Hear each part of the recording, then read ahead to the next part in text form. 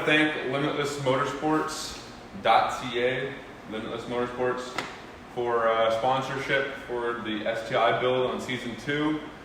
We hope we can continue to do business with Limitless Motorsports, and thanks for the sponsorship, for the discounted parts. If you guys want to check out limitlessmotorsports.ca on Instagram or on their website, they have tons of awesome parts for your cars and people to talk to help you with your builds.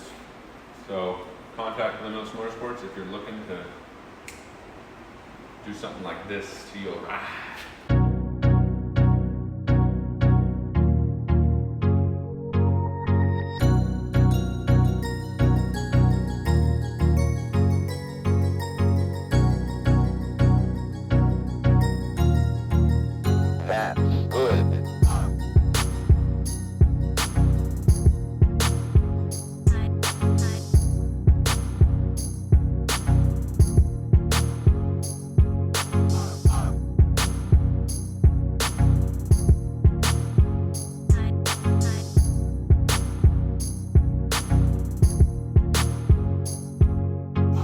Back to another Netfix original on our season 2 of the STI build. More fuel, more power.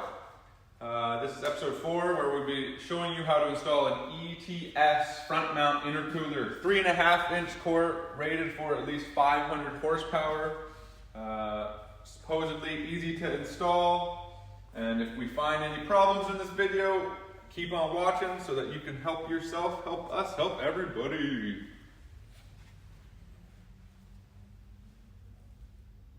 In this episode, we'll be showing you how to install this ETS front mount intercooler. We'll having to be removing the front bumper, removing the crash bar, and potentially working around with our windshield washer fluid reservoir. We're not 100% sure.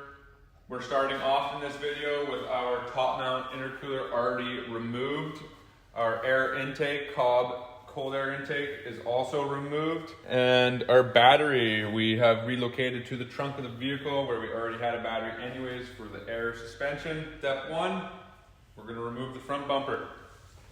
Slash guard probably has to come off, front bumper will come off, and keep watching and we'll show you how.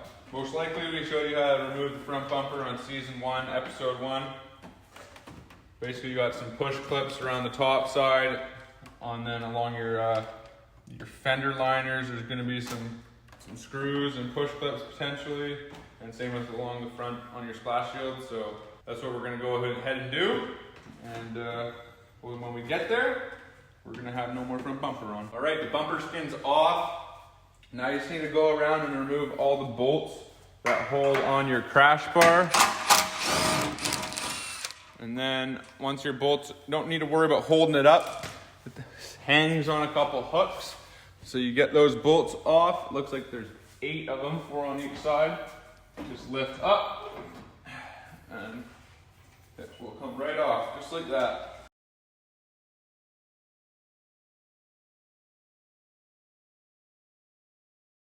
Just gonna pop off these little plastic mounting brackets. I believe they get in the way of our intercooler slightly. Always clean your surfaces. Always clean your surfaces. Not sure how this mounts yet. Just getting ready. All right, here's all of our hardware for mounting. Not gonna need any of the hose clamps yet. We have a few different brackets and a few different spacers, some new hardware, and we're just going to try and figure out how this works. All right, so any weight saving by us removing the air conditioning in season 1 is all gone when you install this front mount intercooler. Oh, she's beefy. All right, let's just see how this baby looks. You have a small spacer and 2 large spacers. The 2 large spacers go on each side with the longer bolt. We put a different bolt in here because we have the Gila horns. The mount that we have for the Gila lights, basically the it comes out this way a little bit. They seem to clear. We just need to rotate them to get them hooked up, which is awesome because we weren't thinking they were gonna clear. And even still, like, this is just stamped steel. Like, you can bend this a little bit, heat it, bend it to make them sit where you want. So you do have a little bit of room. Like, I can put my whole hand behind these babies right now. And they're a little tight up here, but just enough to clear and not worry about them touching ever. Oh, one thing to point out, where we removed those plastic mounts, there's a couple tabs. There's one in the middle, one on the driver's side there that will rub and wear into your intercooler if you don't trim them. So we just trimmed them and gave them a little file just so we had space there, or else it's gonna wear into the fins, possibly cause rattling, and just might as well take care of those while you have it off. Now we're gonna go over to the windshield washer fluid reservoir. It looks like Dax has it nice and full for us to deal with. I believe we need to relocate this just enough so we can get our hosing to fit up in there nicely. So we think we have this correct with the windshield washer fluid remounting. Basically, you get 3 brackets. 2 of them are the same. They're like a horseshoe almost. They go in onto your actual frame, both sides. And then you have one that just is like a angle to angle.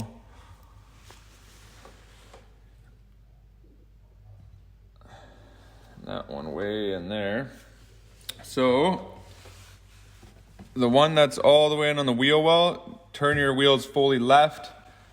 Remove one screw on this splash shield to the fender so you can fold this down and you can get back there.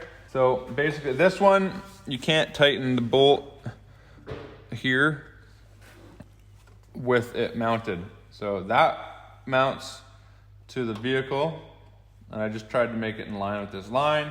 And on the back side, it's the opposite. Yeah, you want to mount that bracket to the windshield washer fluid reservoir first, and now you'll be able to see. Now I can go in there. This one has plastic in front of it, this one doesn't. So I can go and tighten up that one like that. And then this one you can tighten both however you want. I just tightened the bracket to where I had the bracket sitting up there first, just so you can have an alignment. And boom, that's where she sits, we believe. All right, now that we have our front mount intercooler mounted and our washer fluid reservoir relocated, I'm gonna bring you over here and show you the routing for our piping. Okay, basically right here, one that looks like a candy cane is our driver's side lower. That's the passenger side. One sip of lucky and he doesn't know what's left from right. That's how I poop out the front.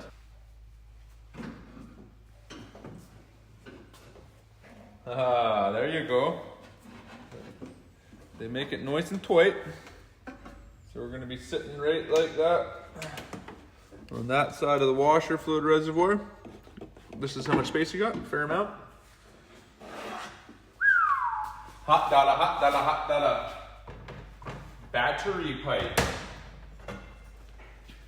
Hey, good looking. What you got frying in some sulfuric acid? This is where the battery was, so this is where this must go. Battery pipe. I guess this somehow goes like that, I'm gonna guess. We're gonna find out.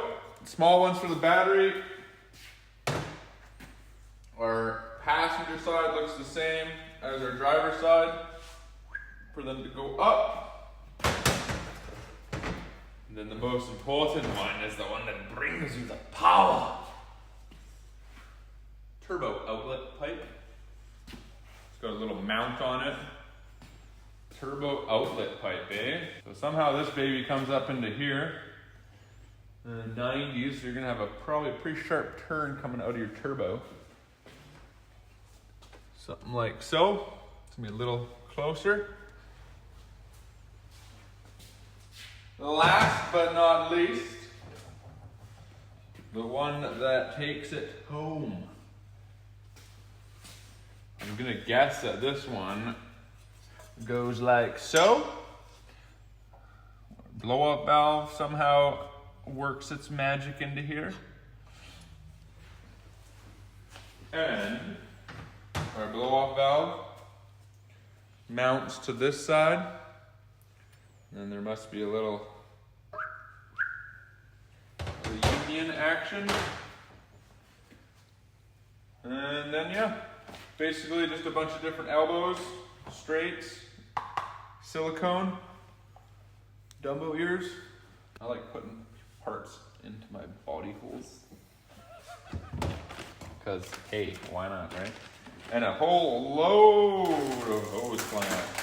Our OE horn here is in the way. Let's just take it right off of the bracket. What am I thinking? Don't need that.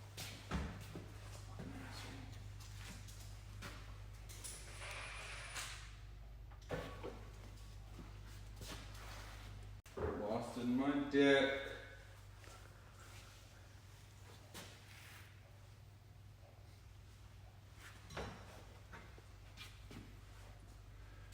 Which one goes from, don't have a schematic yet. Just gonna pull out this plug here because we have no idea if it's been sealed or tightened. We're gonna put a little thread sealant on it and tighten that back up.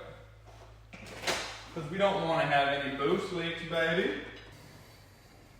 Where's my fucking 10mm at now, you fuckers?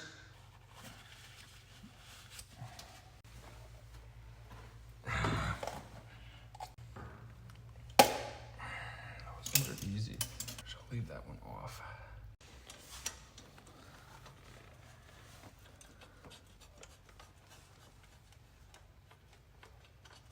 I'll tell you what.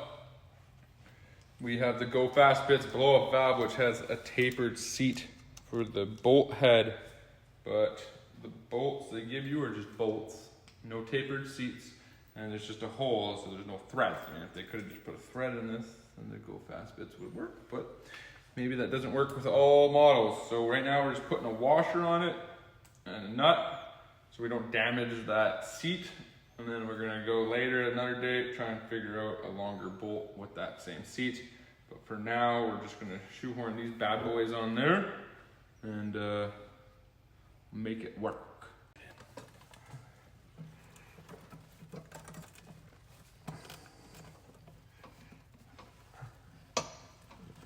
How is it supposed to sit? Yep.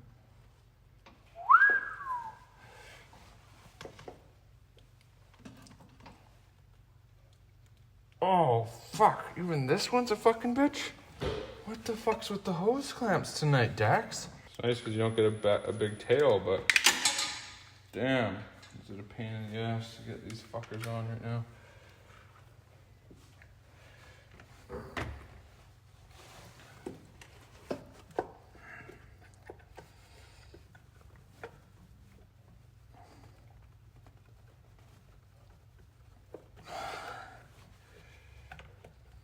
Thought this was going to be the best way to do it.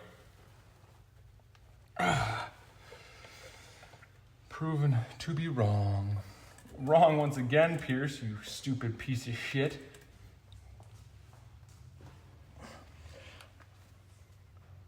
Oh! As soon as I go one turn, it's just going to pop.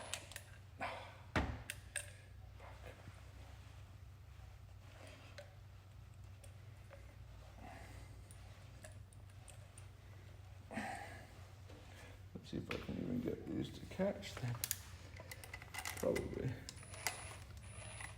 Maybe not. Whoa.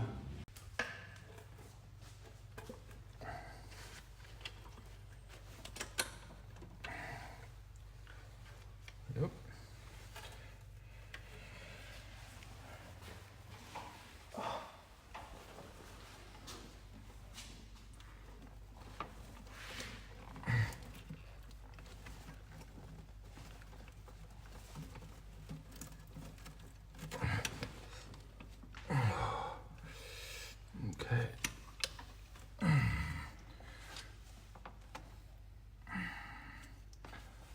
Perfect, right? That one.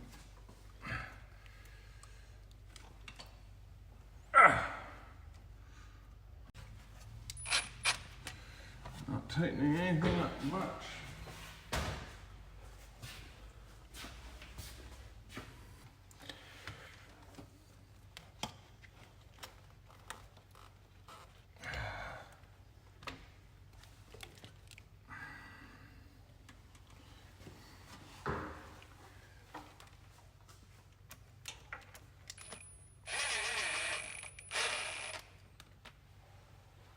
Come on, baby.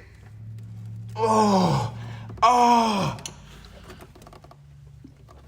Come on. Fuck you. What the fuck? Ah. Ah. Ah. Ah.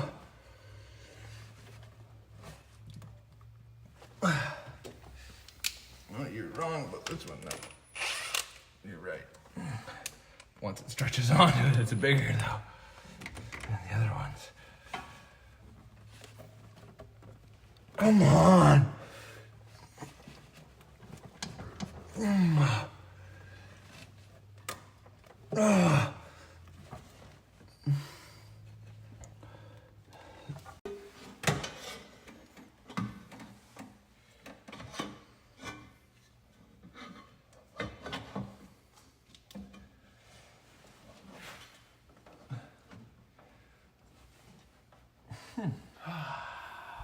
Well, we managed to get all of our pipes on with their boots tight. Fairly difficult. Just a lot of messing around. If you're doing it by yourself, definitely you'd be hating yourself. But some tips and tricks on our struggles were basically we first just kind of got everything as best we could on, the hose clamps on in the orientation we wanted them, but not actually on. The boots, they were just off. Just kind of lined everything up first, and then we started where we had physical mounts, like we have this mount here, which we haven't tightened up yet, and the other mount, the two mounts for your intercooler, your normal top mount intercooler, that's all solid, so we kind of just got those in there loose, and then started tightening from here, this one, and same with this one was a little bit of a pain in the arse too, but that's what we've done. We kind of left this one loose as we got this one was pretty tough to get because we want to have the threads in here while you're doing it because you'll never line this back up again. So we just had this in loose, got that one on where we wanted to. Basically the biggest tip of all is you get one in as far as possible, get the hose clamp on to the boot, and then pull out the pipe with the hose clamp where you want it on the boot until it gets tight basically. So that's where the rib on the end of the pipe starts to tighten up against your hose clamp in your boot. That way you're still fully in for the hose clamp to work properly, but it gives you more space to actually get that hose clamp on, because if the pipe's not in all the way and you're trying to get that hose clamp on, it's a real pain and you're not gonna get it. You're gonna lose your mind.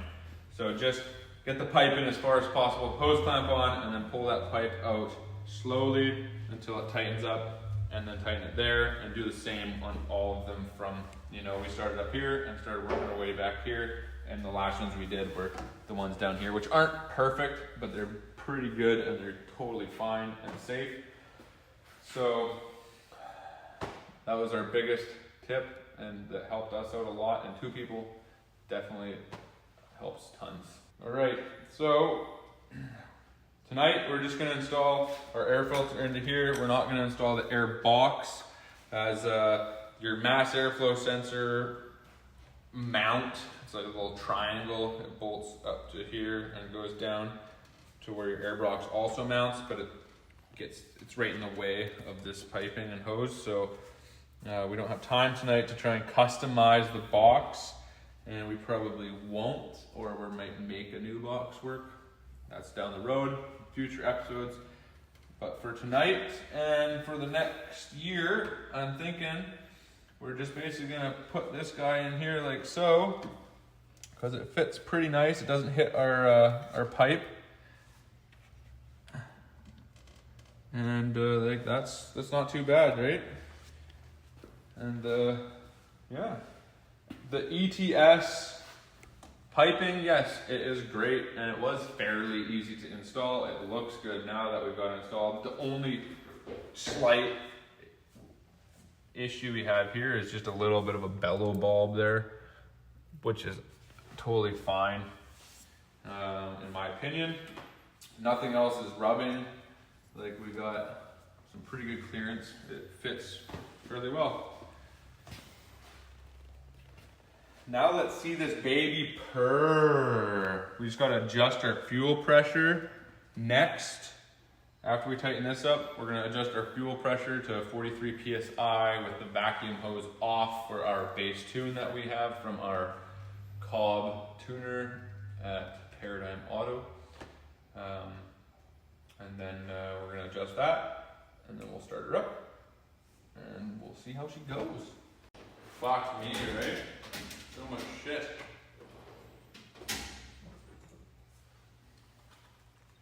It's less shit, but it's more shit. Trying to selfie this up. Here we go. We're starting the STI for the first time after season 2. Check it out.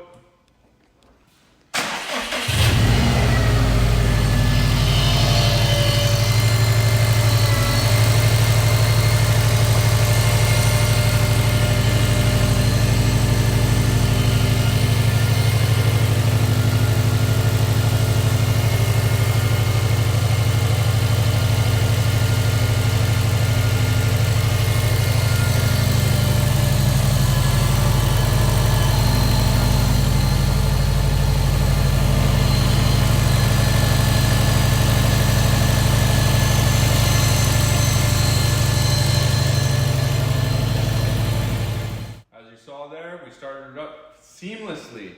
Beautiful. Super happy about everything so far. Just going to give you a quick rundown on adjusting your fuel pressure. Our tuner suggested 43 PSI. So you just have a little adjustment screw right here. And with this adjustment screw, they call it a 4mm and a 13mm. And turning it in clock, so you back off the 13mm, that's your lock, your jam nut. So you loosen that right off, and then you can just play with this screw here. And clockwise, so it's turning in, is increasing your pressure, and out, which is counterclockwise, decreases your pressure, and it's very small amounts of movement. So you want to verify, even after you tighten it, you could potentially change that pressure. And we do it with the vacuum line off and car idling to check that, or to adjust it to 43 for now. We got the bumper on with the 3.5-inch ETS intercooler. We had to do a fair amount of trimming. So there usually is a nice upright here. It's gone. We had to trim probably almost, I would say, 3/4 of an inch out of here. And both sides, we just did a nice little even cut. And up here too, you just gotta cut off a little bit. And actually we ended up taking out big chunks that are in here. Fairly easy to do. We used an X-Acto knife. I will just show you our trim pieces. This is what it was before. That's your upright and your 2 side pieces. So basically cut that off, and then we do the minor adjustments from there. Looks good. We're really happy with it so far, and can't wait to take her for a burn. Stay tuned for episode 5 of More Power, More Fuel. We're actually going to be increasing the durability and the less likelihood of failure on the engine, as we tried to do in the first season, which is why we call it a forgotten step in the first season. We're going to be putting a IAG oil pan with baffles and an IAG pickup tube, because the pickup tube OE is common to break and starve your engine oil, cause catastrophic. Oh, it's a long day, baby.